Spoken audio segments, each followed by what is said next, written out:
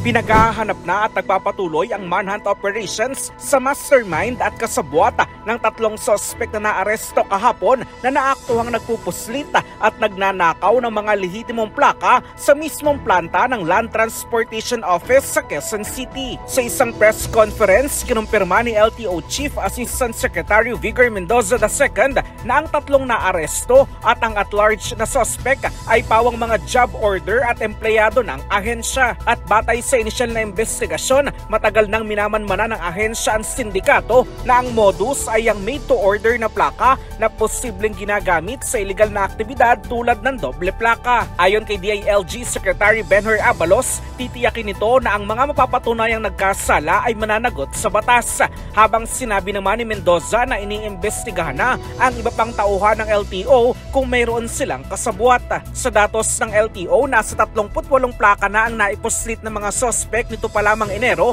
at nagpapatuloy pa rin ang ginagawang imbentaryo. Ngayong Biyernes, sa katakdang i-inquest ang tatlong sospek nakakasuhan ng qualified theft. Para sa kauna-unahan sa Pilipinas, DCRH, ito si Christian Manio, tuloy-tuloy sa pagbabalita, tuloy-tuloy sa serbisyo, sama-sama tayo Pilipino.